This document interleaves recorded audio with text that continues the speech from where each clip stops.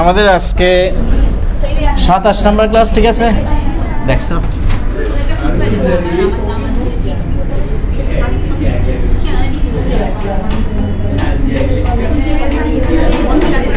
তৃতীয় অধ্যায় 27 নামকরণে দ্বিতীয় ক্লাস। নামকরণ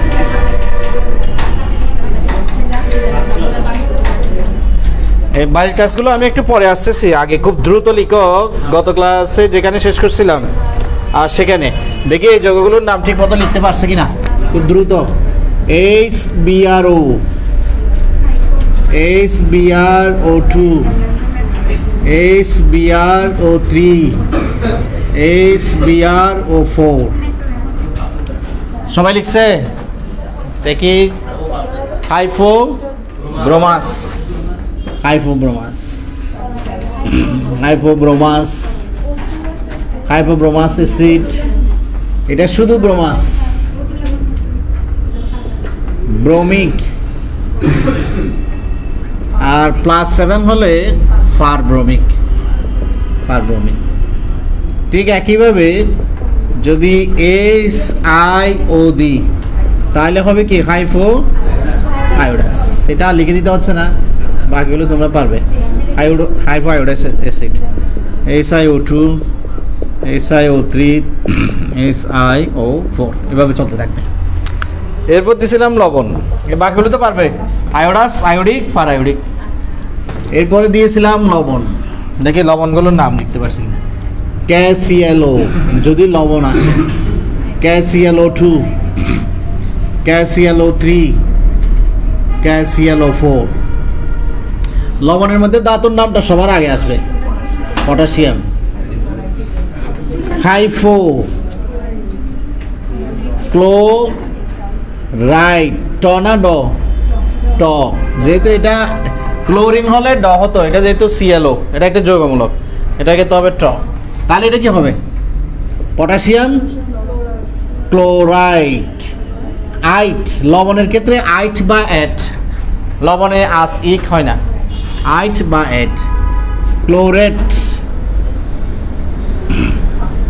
ফারক্লোরেট, ফারক্লোরেট। এই পটাশিয়াম ফারক্লোরেটকে হিট দিলে অক্সিজেন গ্যাস পাওয়া যায়। পটাশিয়াম ক্লোরাইড, পটাশিয়াম ক্লোরাইডকে তাপ দিলে অক্সিজেন গ্যাস পাওয়া যায়। এটা থেকে অক্সিজেন গ্যাস পাওয়া যায় পটাশিয়াম ক্লোরাইড থেকে। আচ্ছা আচ্ছা, এবার আমরা অক্সি অ্যাসিড, অক্সি অ্যাসিড তো গেল। এবার অক্সি অ্যাসিডের শেষ নাই, এবার ফসফরাস। H3PO2, H3PO3, H3PO4। ডান পাশে একটু জায়গা বেশি রাখবে, ডান পাশে অনেক কাজ আছে। H4P2O7 না, HPO3 একটা আছে, HPO3, H4P2O7, H3PO5। 6টা ফসফরাসের 6টা অ্যাসিড আছে। দেখি এগুলোর নাম কি হবে, এই 6টা অ্যাসিডের নাম কি হবে। প্রথমটাতে যার মান কত? +1, 3, 5। যেটা সবচেয়ে কম সেটা নিশ্চয়ই হাইপো ফসফরাস। যেহেতু অ্যাসিড, অ্যাসিডের ক্ষেত্রে আস ইক হবে, কিন্তু লবণের ক্ষেত্রে হবে আইট এট। হাইপোফসফরাস অ্যাসিড, এটা শুধু ফসফরাস। আর এটা কি দিয়েছো? Phosphoric, phosphoric acid. তবে কোনো কোনো বইতে হয়তো দেখবে অর্থ ফসফরিক অ্যাসিড, কোনো সমস্যা না, অর্থ বলা যাবে, শুধু ফসফরিক বলা। এটা হচ্ছে মেটাফসফরিক অ্যাসিড। এটা হচ্ছে ফাইরোফসফরিক অ্যাসিড। পাশে সাইড নোট দিব আমরা, কখন মেটা কখন ফাইরো, এগুলো একটা সূত্র বের করছি অনেক কষ্ট করে। ফারঅক্সি বা অক্সো, ফারঅক্সি ফসফরিক অ্যাসিড, এগুলো শেষে 4টা ফসফরিক অ্যাসিড।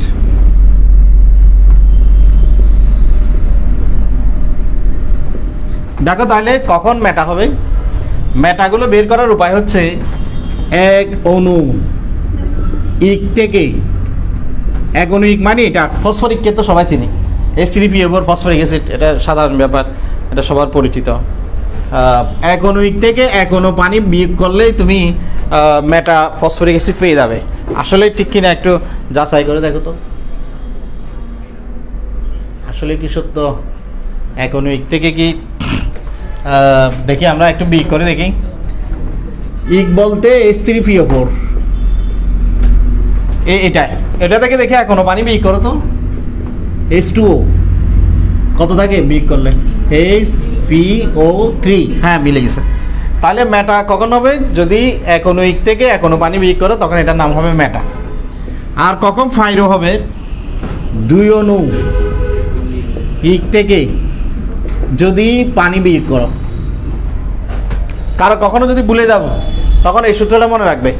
যেমন 2 অণু ইক বলতে কি বুঝি? এই যে 2 অণু H3PO4, এই যে 2 অণু 2, এখান থেকে আমি পানি বিয়োগ করব।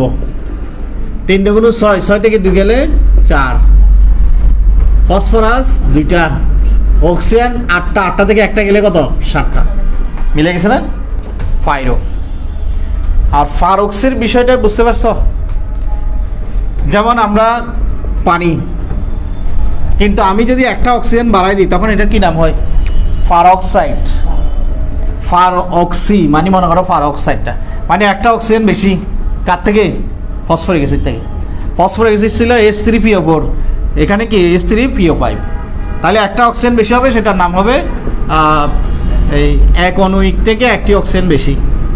এক অণুইক প্লাস একটা অক্সিজেন, জাস্ট একটা অক্সিজেন, শেষ বের করার উপায়। তাহলে শেষ তিনটা বের করার একটা সূত্র আমরা আবিষ্কার করছি। মোটামুটি এটা দিয়ে আমরা পারবো বা ওদের নাম কি হবে। তারপর এবার আসো সালফারগুলো, এগুলো গেল ফসফরাস। ফসফরাস আমি কিন্তু প্রায় 11টা বই থেকে এগুলো কালেকশন করছি, বুঝতে পারছো তো? তো তোমরা বই একটা কিনলেও কোনো সমস্যা নাই, এগুলো বিভিন্ন রাইটারের বই থেকে কালেকশন করা হয়েছে। যদি আরও কোনো আপডেট আসে তো সেটা আবার যুক্ত করা হবে। এটা ক্লোজ করো।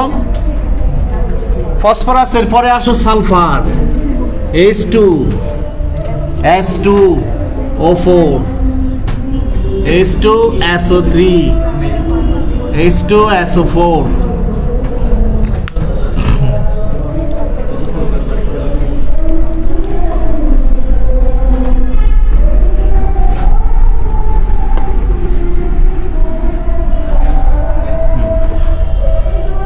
তারপর H2S2O7, H2S2O8, H2SO5। কি নাম দেবো দেখো? এটা জার্মান সবচেয়ে কম। তুমি যদি ক্যালকুলেশন করো দেখবে এটা 3, এটা 4, এটা 6, সবচেয়ে কম হলে সেটা নিঃসন্দেহে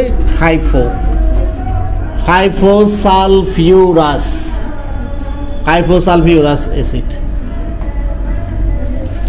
শুধু সালফিউরাস,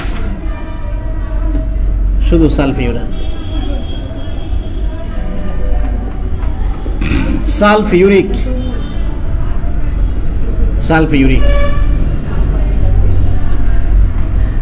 এটা সবাই চেনো। ওলিয়াম ধুমায়মান সালফিউরিক অ্যাসিড, ফাইরোসালফিউরিক অ্যাসিড, ফাইরোসালফিউরিক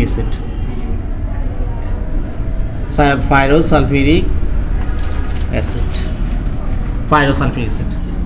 আর এটা হচ্ছে, দেখো এটা কি হবে? এখানে জার্মান 7, 16 থেকে 2 গেলে 14, 14 থেকে 2 দিয়ে ভাগ দিলে কত? 7 হলে সেগুলোর নাম হয় ফার। যেমন দেখো এই যে HClO4 কত ছিল? 7, perchloric acid. KClO4 potassium perchlorate. Per কখন হয়? যদি 7 হয়। ফার সালফিউরিক অ্যাসিড,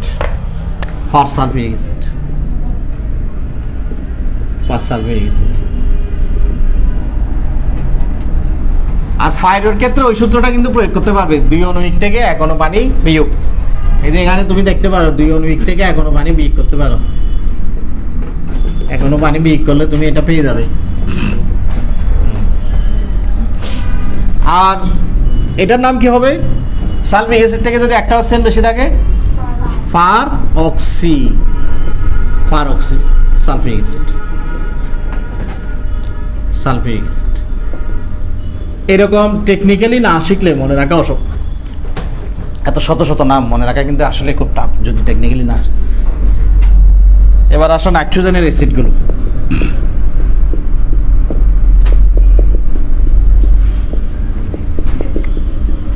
নাইট্রোজেনের অ্যাসিড অবশ্য বেশি নেই, 4টা। যেহেতু নাইট্রোজেনের অরবিটাল নাই বেশি করতে পারে। প্রথমটা স্বাভাবিক, hyponitrous acid. Nitrous acid,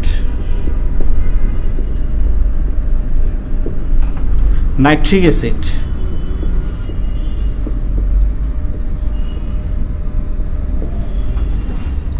peroxy. আর নাইট্রিক অ্যাসিড থেকে একটা অক্সিজেন বেশি আছে, ফারঅক্সি নাইট্রিক অ্যাসিড।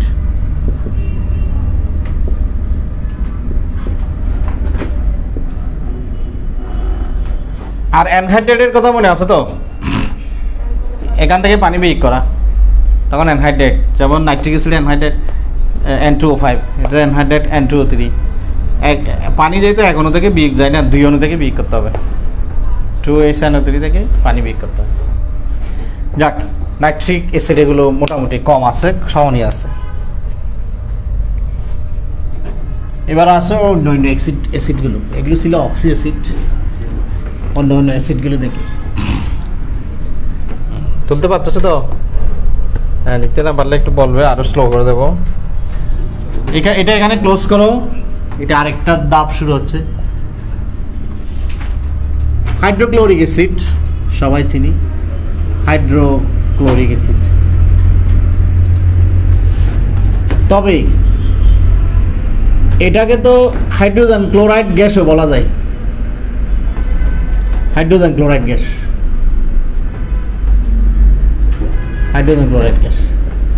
হাইড্রোজেন ক্লোরাইড তো বলা যায়। আচ্ছা, কখন অ্যাসিড বলবো কখন গ্যাস বলবো? যদি তোমাকে HCl এর সাথে অ্যাকুয়াস দেয় তাহলে এটা হাইড্রোক্লোরিক অ্যাসিড। আর যদি তোমাকে HCl এর সাথে কি দেয়, গ্যাস দেয়, তাহলে হাইড্রোজেন ক্লোরাইড। গ্যাস বললে হাইড্রোজেন ক্লোরাইড, আর যদি এভাবে আসে তাহলে হাইড্রোক্লোরিক অ্যাসিড। এটা যদি হাইড্রোক্লোরিক অ্যাসিড হয়ে থাকে, এটা নিঃসন্দেহে হাইড্রোব্রোমিক অ্যাসিড আর hydrogen bromide.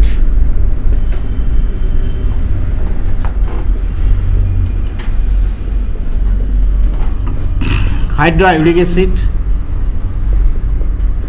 Hydrocyanic acid,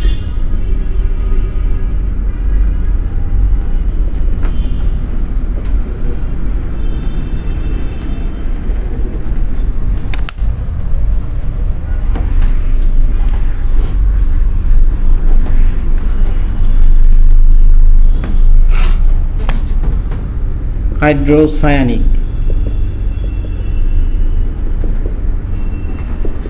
hydrogen cyanide.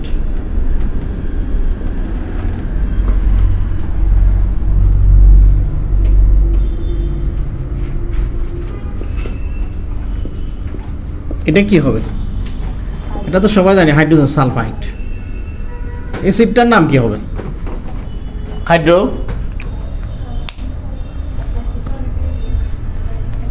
Chlorine হলে ক্লোরিক, ব্রোমিন হলে ব্রোমিক, আয়োডিন হলে আয়োডিক, সায়ানাইড হলে সায়ানিক।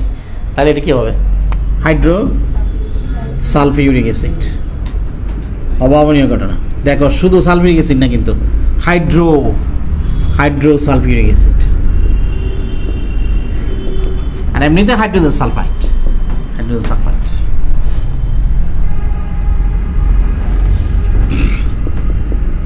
এর বাইরে আরো কিছু কমন অ্যাসিড আছে, যেমন কার্বনিক অ্যাসিড।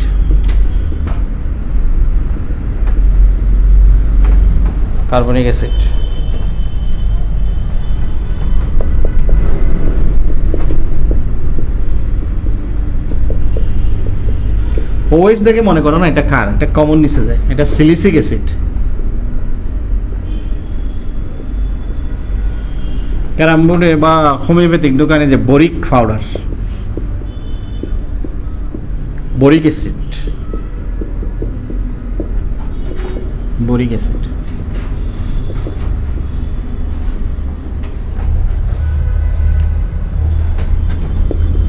গোল্ডের ল্যাটিন নাম কি?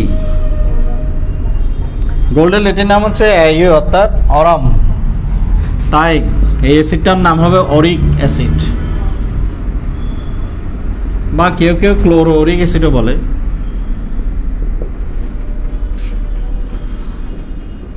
রাজ অম্লে যখন দ্রবীভূত করা হয় গোল্ডকে, এরকম অ্যাসিডে পরিণত হয়, দ্রবীভূত হয়ে যায়।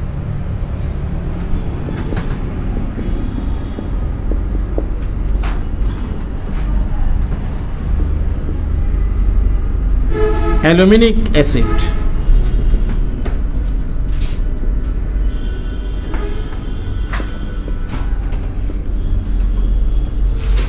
এখানে জারণ মানটা ঠিক রাখতে হবে, এটা আমরা অনেকবার দেখাইছি। এখানে অ্যালুমিনিয়াম 3, জিঙ্ক এখানে 2। জিঙ্কিক অ্যাসিড,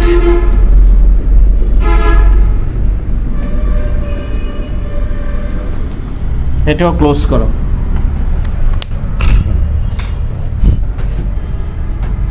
এবার চতুর্মৌল যৌগ, মানে 4টা মৌল, 4 বা তার বেশি মৌল, চতুর্মৌল যৌগ।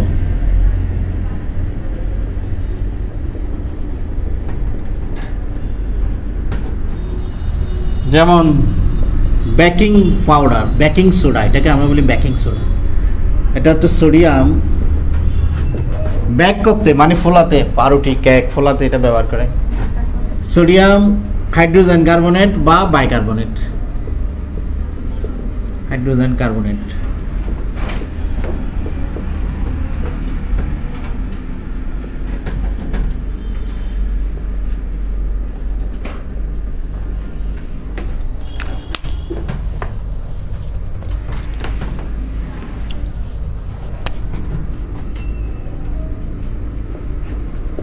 Sodium hydrogen sulphate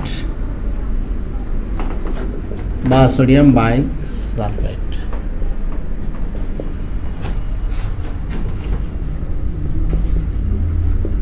potassium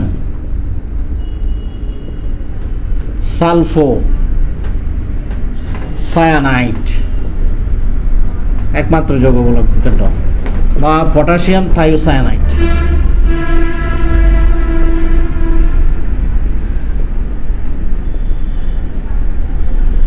potassium থায়োসায়ানাইড।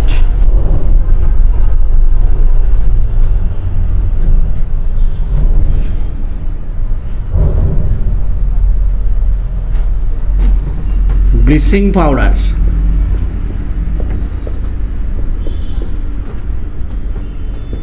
Calcium chloro hypochlorite. এখানে কার জারণ মান কত সেটা আমরা দেখাইছিলাম সংক্ষেপে। ব্লিচিং পাউডার ব্লিচ করার জন্য, এটা পানি বিশুদ্ধনের ব্যবহার করে, ক্লোরিন।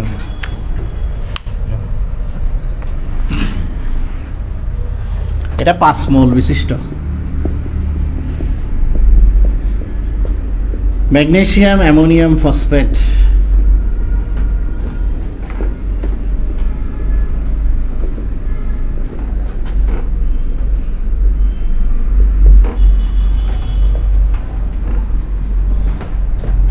ধনাত্মক যৌগমূলক সমূহ।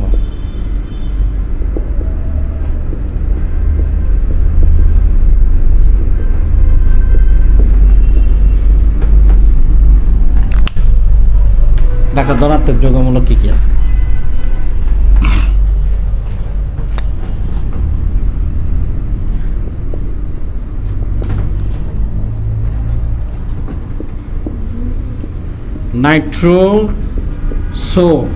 নাইট্রোসোনিয়াম,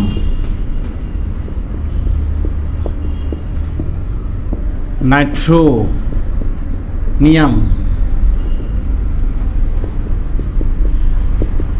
অ্যামোনিয়াম,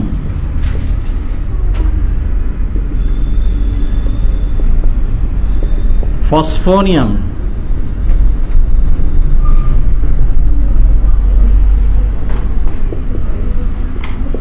হাইড্রোনিয়াম,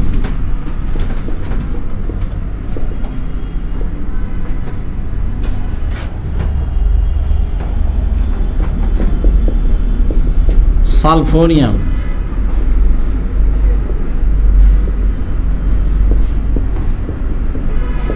আর্সেনিয়াম, সব আম, কোনো কাঁঠাল নাই, কারণ এগুলো ধনাত্মক। কিন্তু ঋণাত্মক হলে কার্বনেট, সালফেট, নাইট্রেট, ফসফেট এই শব্দগুলো থাকে। লাস্টেরটা দেখি তোমরা বলতে পারো কিনা। বিআর প্লাস কি নাম হবে দেখি বল। হ্যাঁ, এটাও আম হবে যেহেতু প্লাস। বিআর মাইনাস হলে ব্রোমাইড, ব্রোমোনিয়াম,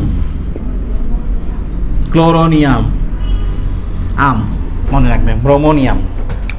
বিআর মাইনাস হলে ব্রোমাইড, কিন্তু বিআর প্লাস হলে ব্রোমোনিয়াম।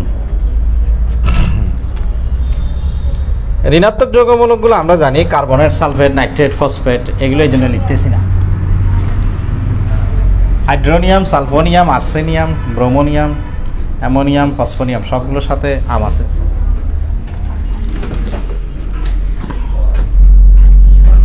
এবার লিগ্যান্ডের নাম, লিগ্যান্ড হিসেবে নাম,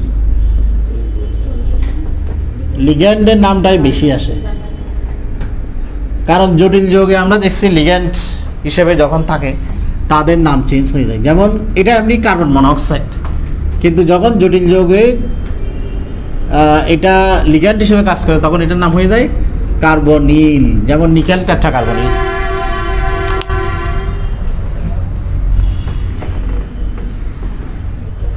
এটা এমনিতে নো নাইট্রিক অক্সাইড, কিন্তু নাইট্রোসিল, লিগ্যান্ড হিসেবে এটার নাম নাইট্রোসিল। ওএস হাইড্রোক্সো, এমনিতে হাইড্রোক্সি মানে হাইড্রোক্সো। দেখি H2O নাম লিগ্যান্ড হিসেবে কি হবে? একটা, হ্যাঁ, একটা পানির নাম আছে আমাদের, মিনারেল ওয়াটারের নাম আছে অ্যাকোয়া। ওই যে অ্যাকোয়া সলিউশন বলি আমরা, অ্যাকোয়া সলিউশন মানে জলীয় দ্রবণ। তারপর NH3, অ্যামিন, এই পাঁচটা আপাতত লিগ্যান্ড।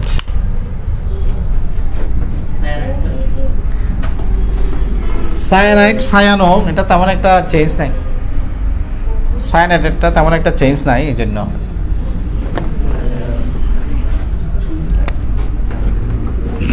জটিল যৌগের নামকরণ,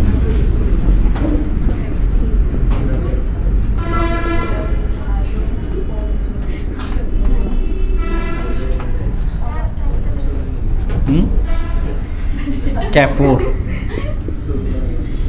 ক্যাফোর, FeCN6,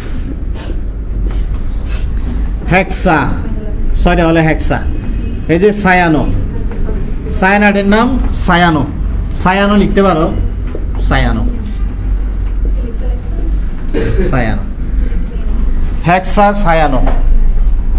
অবশ্য পটাশিয়ামের নামটা আগে লিখবো। পটাশিয়াম ধাতুর নাম, ধাতু হিসেবে পটাশিয়ামের নামটা সবার আগে যাবে। পটাশিয়াম, হেক্সা ছয়টা, সায়ানো, ফেরেট 2। এমনিতে এর আরেকটা নাম আছে পটাশিয়াম ফেরোসায়ানাইড, পটাশিয়াম ফেরোসায়ানাইড। তোমরা আরও বাম পাশকে এসে লিখবে পটাশিয়াম ফেরোসায়ানাইড, ফেরোসায়ানাইড। পরীক্ষা একটাই লিখবে। এই এতগুলো নামকরণ যে আমরা শিখতেছি 1 নাম্বারের জন্য। 1 নাম্বার কি এত কম? আচ্ছা, তারপর K3টা লিখে পেলাম, সেম K3, একটু বাম পাশ গেছে লিখে।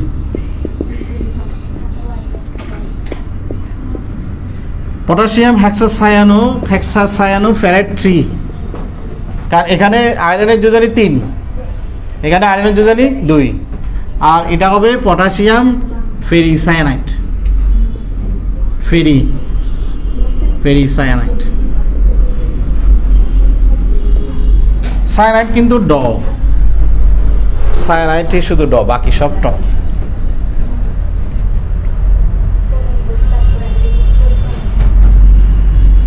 এবার কপার,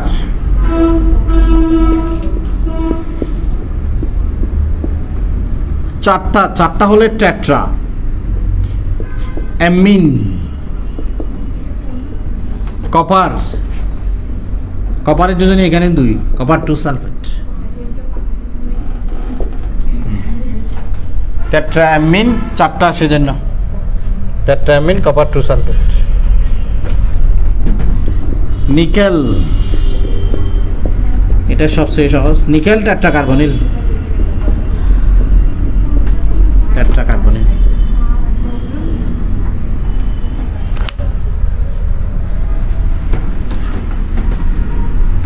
আর 2টা লিখলেই জটিল যৌগ শেষ।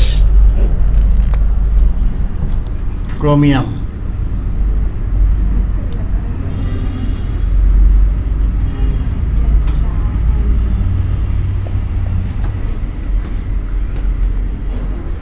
চারটা হলে টেট্রা অ্যাকোয়া,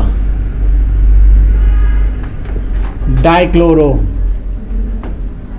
2টা chlorine, tetra aqua dichloro chromium, 3 ion. 3 কিভাবে বুঝছো তো?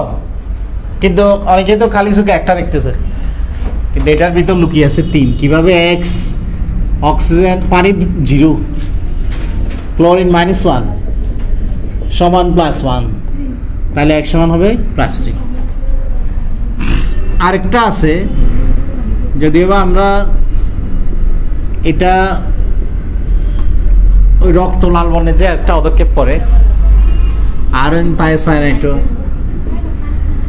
এটা পেন্টাঅ্যাকোয়া, থায়োসায়ানেটো, পেন্টাঅ্যাকোয়া থায়োসায়ানাইড, এটা থায়োসায়ানেটো।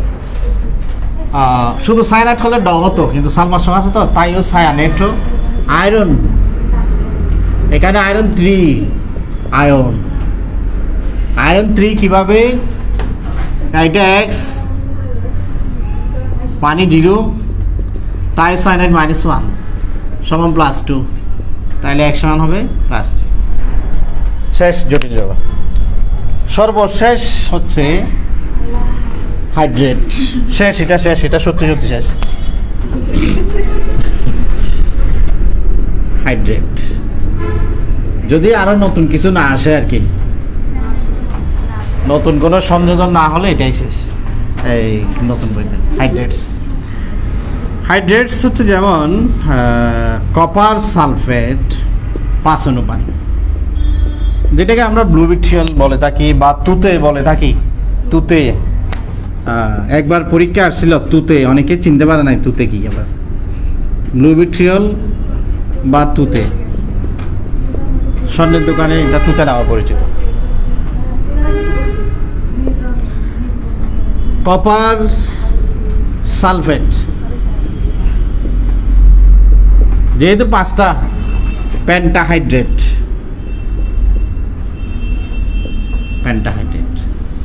পানিগুলোকে হাইড্রেট বলে। অথবা আরো একভাবে লেখা হয় কপার সালফেট হাইড্রেট, ব্র্যাকেটের মধ্যে 1.5 এর অর্থ হচ্ছে কপার সালফেট 1 মোল, পানি 5 মোল, এটা ব্র্যাকেটের মধ্যে দিয়ে দিই আর কি, 1.5।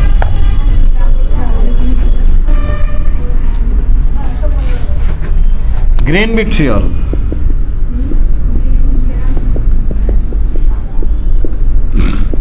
সবুজ ভিট্রিয়ল,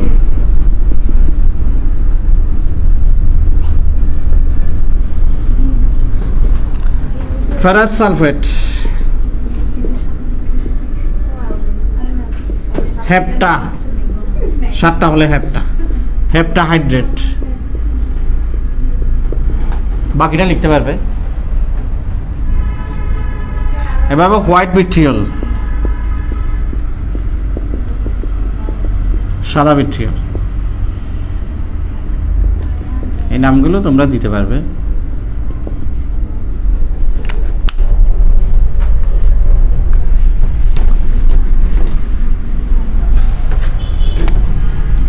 Na2B4O7 10 অণু পানি,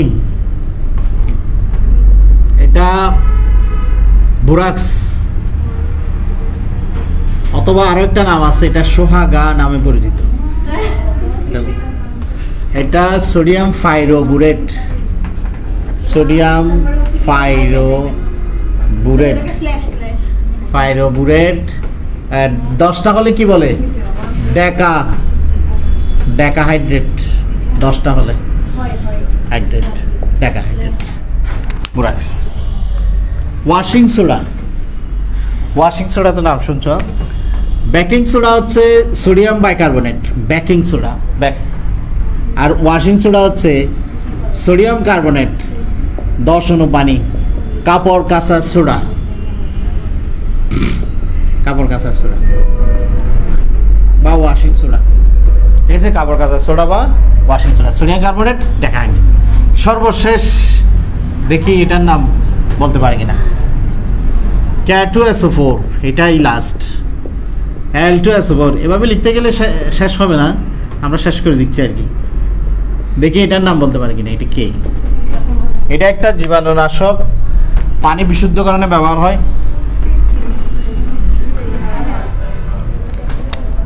ফিটকিরি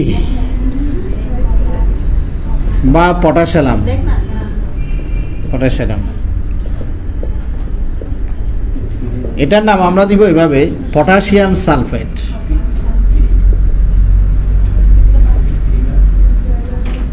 অ্যালুমিনিয়াম সালফেট,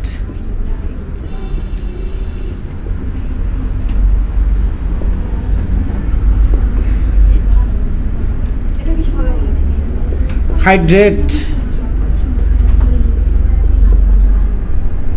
জানুয়ারির 1 তারিখ 24 সাল।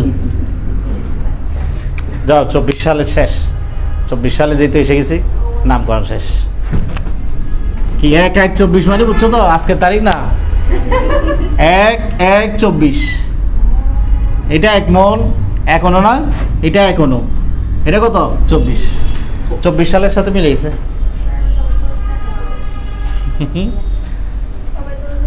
ওয়ান 124। এমনিতে টেট্রাইকোসেন 24 মানে এটা অর্গানিক পড়ার সময় জানবে। আচ্ছা, এবার আমরা গত ক্লাসের SW এগুলো একটু নিই। এখানে কিন্তু 11টা 10-11টা বই থেকে এগুলো কালেকশন করা হয়েছে, 10-11টা বই থেকে। গত ক্লাসের SW ছিল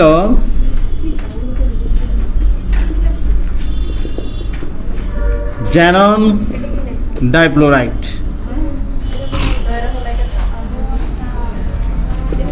sp3d 180 ডিগ্রি সরলরৈখিক।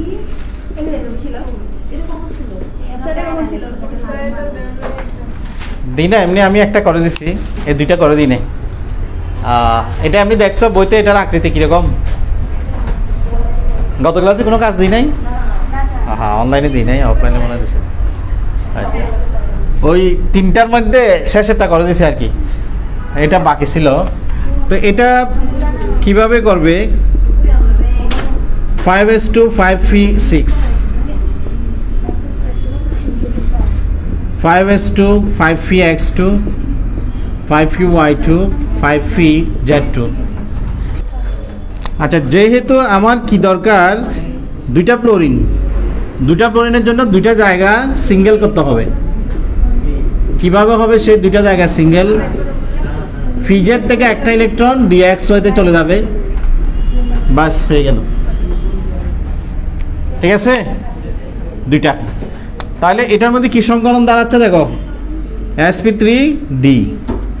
কিন্তু সেই 5টার মধ্যে খেয়াল করো, এই যে জ্যানন 5টা হলে, আমরা তো সবাই জানি 5টা হলে কি হয়, একটা উপরে চলে যায়, একটা নিচে চলে যায়, বাকি 3টা থাকবে মাঝখানে। এখানে একটা বিষয় তুমি দেখো, 3টা কিন্তু লোন পেয়ার, এই লোন পেয়ারগুলো থাকবে এখানে, এই লোন পেয়ার।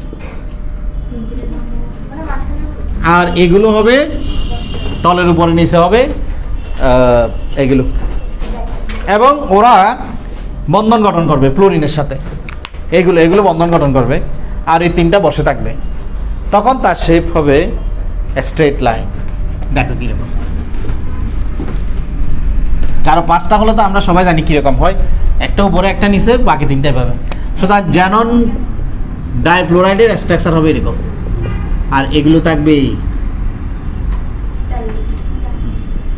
কিন্তু যেহেতু এগুলো লোন পেয়ার, এগুলো আকৃতি নির্ধারণে কোনো ভূমিকা রাখে না, এবং এদেরকে বিকর্ষণও করতে পারে না, কারণ এরা থাকে একতলে। এরা তো ত্রিভুজ হিসেবে তোমার হাতের উপর ত্রিভুজ হিসেবে বসে আছে, কিন্তু এগুলো তো ত্রিভুজের মতো এভাবে বসে আছে, কিন্তু ওরা তো একটা তলের উপরে আরেকটা নিচে, ওরা ভিন্ন তলে, এরা আছে ভিন্ন তলে, এরা আরেক তলে। এরা মনে করে হাতের মধ্যে একটা ত্রিভুজ আঁকলে, আর ওরা তো এভাবে উপরে নিচে। তাই এদের 180 ডিগ্রি ঠিক থাকবে, দুইটার পজিশন 180 ডিগ্রি, আর গঠন সরলরৈখিক, বন্ধন করে 180, গঠন হবে সরলরৈখিক, গঠন সরলরৈখিক। টেট্রাফ্লোরাইডটা পারবে আঁকতে, এটাতে দেখিয়ে দিলাম ডাইফ্লোরাইড। টেট্রাফ্লোরাইডের ক্ষেত্রে কী হবে দেখো, এইগুলো যে সৃজনশীল আসবে সেটা না শুধু, এগুলো কিন্তু অবজেক্টিভও আসে, অ্যাডমিশন টেস্টে আসে। জ্যানন টেট্রাফ্লোরাইড, জ্যানন টেট্রাফ্লোরাইডের ক্ষেত্রে কী ঘটনা ঘটে দেখো, 5s2, আচ্ছা, জ্যানন টেট্রাফ্লোরাইডের সংকরণটা তো আমরা গত ক্লাসে বের করে দেখাইছি, sp3d2 মনে হয় না, sp3d2, যেহেতু 6টা, এটা 90 ডিগ্রি হয়, সমতলীয় বর্গাকার হয়। এটা কেন সমতলীয় বর্গাকার হয় একটু দেখি। জ্যাননের ইলেকট্রন বিন্যাস 5s2, 5px2, 5py2, 5pz2। যেহেতু আমার এই 4টা ফ্লোরিন প্রবেশ করবে, তো 4টা ফ্লোরিন প্রবেশ করার জন্য আমাকে 4টা অযুগ্ম ইলেকট্রন তৈরি করতে হবে। তাই 1 স্টার দিলে তো 2টা হয়ে যায়, কত দিতে হবে, ডবল স্টার। কালকে দেখাচ্ছিলাম 3 স্টার, 2টা দিলে কি হয়, এবার 5py থেকে যাবে,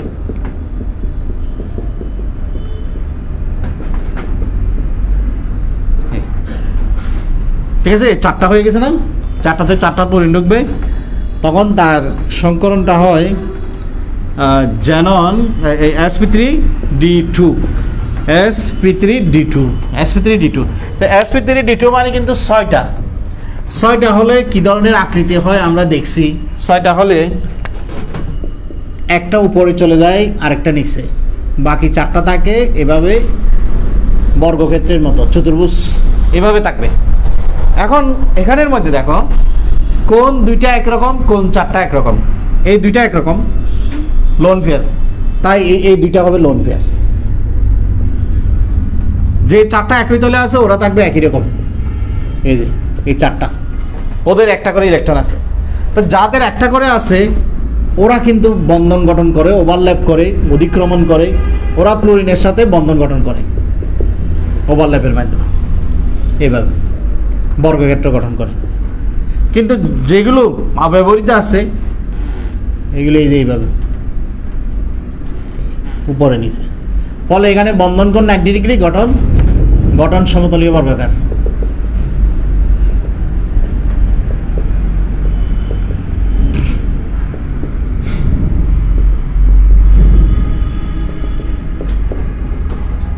এগুলি কিন্তু অধিকাংশ স্টুডেন্ট জানে না, তোমরাই জানবে শুধু। নিষ্ক্রিয় গ্যাসের সংকর, অনেকে তো নিষ্ক্রিয় গ্যাস যোগ গঠন করতে পারে, এটাও কল্পনার বাইরে। কঠিন লাগতেছে না এখন, সংকরণ শেষ এর মাধ্যমে। আচ্ছা, এখন আসো তৃতীয় অধ্যায়ের সামারি। তৃতীয় অধ্যায়, এত বড় অধ্যায় কীভাবে মনে রাখবো? এত বড় অধ্যায়ের মধ্যে মাত্র 12টা আইটেম আছে। আমি যদি বলি এখানে 12টা প্রশ্ন, কেউ 12টাকে 1200 প্রশ্ন বানাতে পারো, এটা তোমাদের ব্যাপার। কিন্তু এখানে মেইনলি 12টা বিষয় তোমাকে শিখে আসতে হবে এই তৃতীয় অধ্যায়ের জন্য। সেগুলো কি কি আমি একটু দেখি। তৃতীয় অধ্যায়ের বেশিরভাগ উদ্দীপক হয়, তুমি দেখবে তৃতীয়ার্ধের প্রশ্নগুলো সাধারণত দুই ধরনের উদ্দীপক থেকে আসে। এটা আঁকা শেষ এঁকে ফেলো। তোমার সংকরণও আমি দাগাই দেবো, দেখি ইম্পর্টেন্ট থেকে, এতগুলো তো শেখা সম্ভব না। এই সংকরণের মধ্যে আমি এই বন্ধন কোণগুলো লিখে দিছিলাম কিনা একটু দেখো তো। এখানে এগুলো কিন্তু বিভিন্ন বোর্ডে আসতেছে, বিশেষ করে এই তিনটা আমি লিখে দিছিলাম কিনা এক্সট্রাভাবে। 28টা দিছিলাম মোট, 29, 30, 31। এই জ্যানন হেক্সাফ্লোরাইডটা কত নাম্বার ছিল?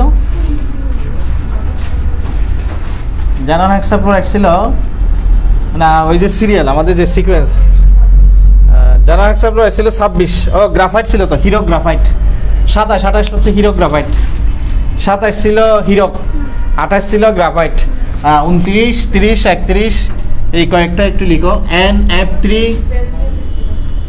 বেঞ্জিন দিছিলাম কত? 29 বেঞ্জিন। বেঞ্জিনটা আবার আলাদা, বেঞ্জিন তো 23-এও দিছে, বেঞ্জিন আবার 23-এ আছে, বেঞ্জিন লাগবে না, বেঞ্জিনটা 23-এ আছে, সেই জন্য বেঞ্জিনটা আলাদা।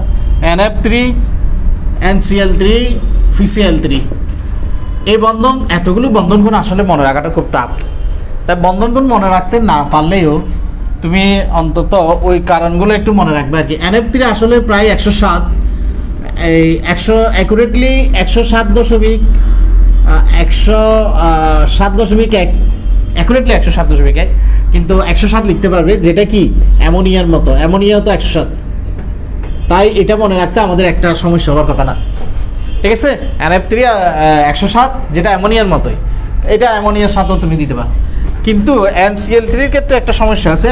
এই NCl না, আমার বলেছে NCl3 হচ্ছে 107, সরি NCl3 107, NCl3 হচ্ছে 107, NCl3 107 accurately 107.1, same as ammonia 107। কিন্তু NF3 তে একটু ঝামেলা আছে। NF3 হচ্ছে 102, NF3 হচ্ছে 102। হ্যাঁ লিখে দিয়েছিলাম কিন্তু, এগুলো আছে না লেখা? হ্যাঁ লেখা আছে 103 লিখছিলাম। NF3 102। FeCl3 হচ্ছে 103, FeCl3 হচ্ছে 103। হ্যাঁ এগুলো আমি আগে একবার লিখে দিয়েছিলাম, এগুলোর পিছনে কি কারণ লিখবে? প্রথমত মুক্তজোড় ইলেকট্রন একটা বড় ফ্যাক্টর, দ্বিতীয়ত হচ্ছে তড়িৎ-ঋণাত্মকতা, এই যে ফ্লুরিনের তড়িৎ-ঋণাত্মকতা। আর যদি এই দুইটার মধ্যে আসে, এই দেখো এই দুইটার ব্যাপারে আসে, দেখি কি কারণ লিখবে, কে বলতে পারো? জটপট বলে ফেলো তো। যদি এই দুইটার মধ্যে আসে কি লিখবে? এটা কিন্তু তড়িৎ-ঋণাত্মকতা দিয়ে কাজ করবে না, কারণ তড়িৎ-ঋণাত্মকতা তো মেইনলি কেন্দ্রীয় পরমাণু, তড়িৎ-ঋণাত্মকতা বিষয়টা কেন্দ্রীয় পরমাণু হিসাব করা হয়, কিন্তু এরা তো কেন্দ্রীয় পরমাণু না। এই দুজনের ক্ষেত্রে হিসাব করবে যে সাইজ, আকার, ক্লোরিন আকারে বড়, তাই এটা বেশি দূরে অবস্থান করবে 107, আর ফ্লোরিন আকারে ছোট হওয়ার কারণে সেটা 102 হবে যদি এই দুজনের মধ্যে আসে, ঠিক আছে? এই দুজনের মধ্যে আসলে ওইটা দিয়ে ব্যাখ্যা করবে। কিন্তু NF3 আর NH3 দিয়ে আসলে আবার তড়িৎ-ঋণাত্মকতা দিয়ে ব্যাখ্যা করতে হবে, কারণ এর ক্ষেত্রে কেন্দ্রের দিকে চলে যাবে আর এর ক্ষেত্রে কেন্দ্র থেকে দূরে সরে যাবে, কারণ ফ্লোরিন বেশি তড়িৎ-ঋণাত্মক। এই দুজনের ক্ষেত্রে আসলে তড়িৎ-ঋণাত্মকতা, এই দুজনের ক্ষেত্রে আসলে আকার, ক্লোরিন আকারে বড়, ফসফরাস তো আলাদা হিসেবে। যাক, এই যে স্পেশাল এগুলো কিন্তু আসলে এত কঠিন করা উচিত না, কারণ এতগুলো সংকরণ কে মনে রাখবে? 31টা সোজা কথা। সংকরণ তো না, সংকরণ তো আমরা বের করতে পারি, সমস্যা হচ্ছে বন্ধন কোণগুলো কিন্তু খুব টাফ, ঠিক আছে? তবে 12টা সূত্র লিখতে পারবে 2 মিনিটে? তৃতীয় অধ্যায়ের সারমর্ম। 1 নাম্বার ইলেকট্রন বিন্যাস, 1 নাম্বার হচ্ছে ইলেকট্রন বিন্যাস। ইলেকট্রন বিন্যাসের উপর ভিত্তি করে কিন্তু বিভিন্ন উদ্দীপক আসবে, দেখবে। 2 নাম্বার হচ্ছে পর্যায় সারণী, ইলেকট্রন বিন্যাস, এগুলোকে কেন্দ্র করে নিশ্চিত 2টা উদ্দীপক হবে, কোনো ভুল নেই। 3 নাম্বার হচ্ছে অক্সাইডের ধর্মগুলো শিখতে হবে। অক্সাইডের ধর্ম। 4 নাম্বার অবস্থান্তর ধাতুর বৈশিষ্ট্যসমূহ। অবস্থান্তর ধাতুর বৈশিষ্ট্যসমূহ। বৈশিষ্ট্যসমূহ কি কি বৈশিষ্ট্য, এগুলো তো আমরা জানি, 5টা বৈশিষ্ট্য, এগুলো আর লিখে দিচ্ছি না। বৈশিষ্ট্যগুলো আমরা সবাই জানি, 5টা বৈশিষ্ট্য: রঙিন যৌগ গঠন, জটিল যৌগ গঠন, পরিবর্তনশীল জারণ অবস্থা প্রদর্শন, প্রভাবক হিসেবে ক্রিয়া। পর্যায়বৃত্ত ধর্ম, নিশ্চিত একটা উদ্দীপক থাকবেই। সে উদ্দীপকটা হতে পারে আইনি গরম বিভব অথবা ইলেকট্রন আসক্তি। নিশ্চিত আইনি গরম বিভব না হয় ইলেকট্রন আসক্তি, এই দুইটা থেকে একটা নিশ্চিত উদ্দীপক থাকবে। পর্যায়বৃত্ত ধর্ম। 6 সমযোজী বন্ধন। সমযোজী আবার 2 প্রকার, কি কি? Sigma, pi. সন্নিবেশ ধাতব ভ্যান ডার ওয়ালস বল। হাইড্রোজেন বন্ধন ভ্যান ডার ওয়ালস বল।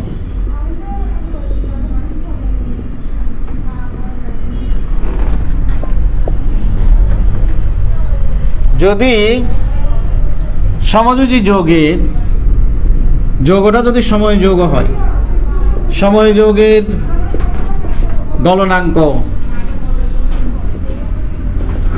স্ফুটনাঙ্ক, পানিতে দ্রাব্যতা, ভৌত অবস্থা, উদ্দায়িতা, বিজয়, আর কি হতে পারে? আর কি কি পড়ছি আমরা? এই সব কিছু নিয়ে যদি প্রশ্ন হয়, এইগুলো নিয়ে যদি কোনো প্রশ্ন হয়, ওই যে ডাইমার গঠন, ডাইমার গঠন, ডাইমার ট্রাইমার গঠন, মনে পড়তেছে তো? মনে করিয়ে দিচ্ছি যে এগুলো নিয়ে যদি কোনো প্রশ্ন হয়, এই সব প্রশ্নের উত্তর কিন্তু একটাই, হাইড্রোজেন বন্ধন। হবে হাইড্রোজেন বন্ধনটা কীভাবে সৃষ্টি হয়? তৈরিয়ান্তকতার পার্থক্য। তৈরিয়ান্তকতার পার্থক্য, এই তৈরিয়ান্তকতার পার্থক্য থেকে সৃষ্টি হয় পোলারিটি। এই পোলারিটি থেকে সৃষ্টি হয় মেইনলি কি? হাইড্রোজেন বন্ধন। এই সব ঘটনার পিছনে কারণ কিন্তু হাইড্রোজেন বন্ধন। যদি যৌগটা কি হয়? সময় যৌগ। যদি 2টা সময় যৌগের গলনাঙ্ক, স্ফুটনাঙ্ক, পানিতে দ্রাব্যতা, উদ্দায়িতা, এগুলো নিয়ে যদি কোনো প্রশ্ন করে, সেটার উত্তর হবে হাইড্রোজেন বন্ধন। আর যদি যৌগটা আয়নিক যৌগ হয়, যৌগটা যদি আয়নিক যৌগ হয়, আয়নিক যৌগের গলনাঙ্ক, স্ফুটনাঙ্ক, পানিতে দ্রাব্যতা, গলনাঙ্ক, স্ফুটনাঙ্ক, পানিতে দ্রাব্যতা, বিযোজন তাপ,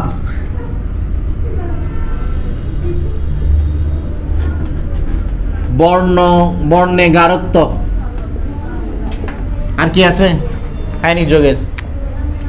এই আয়নিক যৌগ নিয়ে যদি কোনো প্রশ্ন হয়, সব প্রশ্নের উত্তর হচ্ছে একটাই, পোলারায়ন।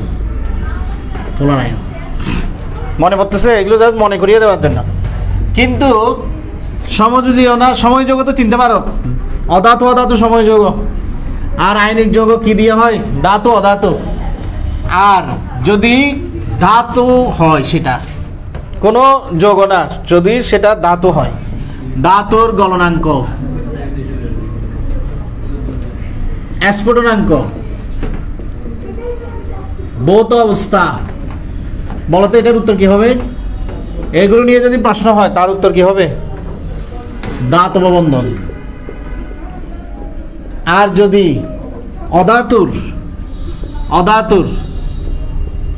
অধাতুর গলনাঙ্ক, স্ফুটনাঙ্ক, ভৌত অবস্থা নিয়ে প্রশ্ন হয়, তার উত্তর হবে কি? ভ্যান ডার ওয়ালস বল।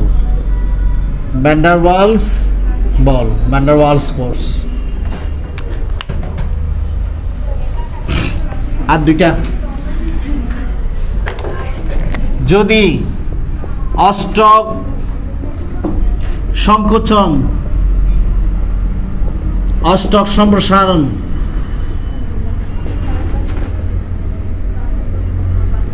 অষ্টক সংকোচন, অষ্টক সম্প্রসারণ, একাধিক জারণ অবস্থা প্রদর্শন, একাধিক জারণ অবস্থা প্রদর্শন,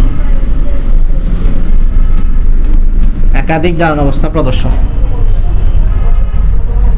আর্দ্র বিশ্লেষণ, এই যে আর্দ্র বিশ্লেষণে কিন্তু এটাই কারণ। এই যে কার্বন টেট্রাক্লোরাইড আর্দ্র বিশ্বহিত হয় না, সিলিকন টেট্রাক্লোরাইড আর্দ্র বিশ্বহিত হয়, আর্দ্র বিশ্লেষণ ওই যে সিলিকন টেট্রাক্লোরাইডের বিষয়টা। তারপর যৌগের অস্তিত্ব, মানে কোন যৌগ আছে কোন যৌগ নাই। এই যেমন FeCl5 আছে, NCl5 নাই, NCl5 নাই। এই সব প্রশ্ন উত্তর হচ্ছে কি ডি অরবিটাল। ডি অরবিটাল থাকলেই, ডি অরবিটাল থাকা না থাকার কারণেই এই এই পার্থক্যগুলো সৃষ্টি হয়।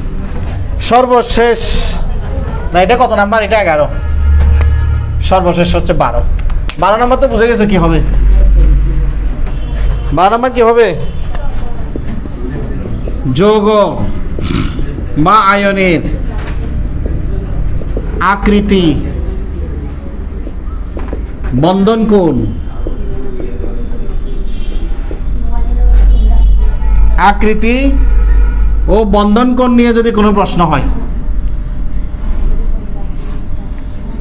আকৃতি আর বন্ধন কোণ নিয়ে যদি কোনো প্রশ্ন হয়, সেটার উত্তর হবে সংকরণ।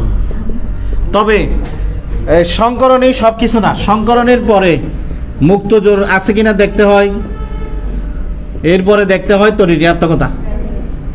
তো শুধু সংকরণ কিন্তু উত্তর নয়, তড়িৎ-ঋণাত্মকতা,